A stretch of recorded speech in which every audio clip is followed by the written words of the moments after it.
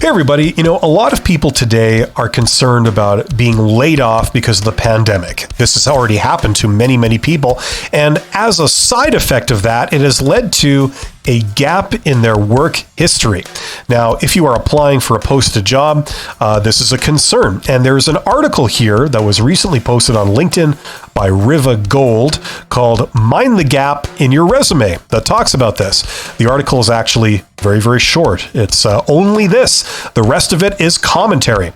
And very briefly, it talks about the issue. People are being laid off because of the pandemic. And it gives 3 pieces of advice. It says, be transparent and just explain that it's because of the pandemic. Employers will understand. More about that later. Then it talks about, have a narrative prepared, have a story straight that you can just explain in a succinct way. Keep it short and sweet and focus on your previous experience. Okay, now is this bad advice? No, this is pretty basic, but it's not bad advice.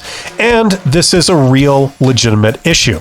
Now, being somebody who teaches recruiters in university and have advised many people on their career, this is a known issue. This is used as a technique in the very first round of screening candidates.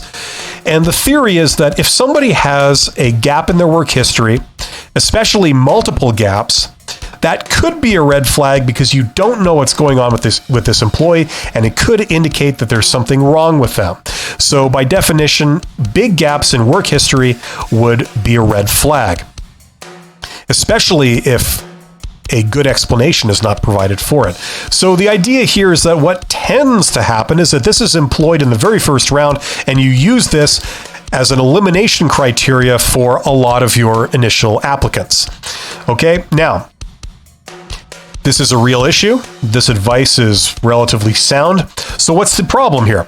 Well, I think that this is indicative of a larger issue, and that is that this is such a basic, straightforward topic. And the more recruiters focus on simple things like this, the more that they ignore the larger issues, which is actually how to assess a candidate's suitability for a role.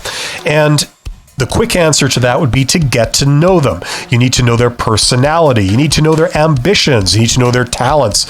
You need to know their skills. You need to know their quirks. You need to know their communication style and their work style and their collaboration style. And things like this are not usually addressed with disastrous consequences.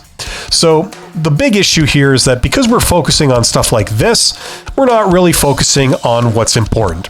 And to me, the moral of the story is this is why I recommend to my students and to a lot of others, anyone who care to listen, that my recommendation would be if you are looking for a job, to search first on the hidden job market, where you're dealing with your personal network and people that know you, rather than applying in the posted job market where you're dealing with recruiters and worrying about superficial stuff like this that has no real impact on whether you are a good employee or an employee who has a fit with that organization and role. So that's what I would say to this. So thank you very much for your attention. Don't forget to check out my main channel, The Company's Expert, link in description. You guys are awesome, especially for listening this long, and I will see you on the next video. Take care.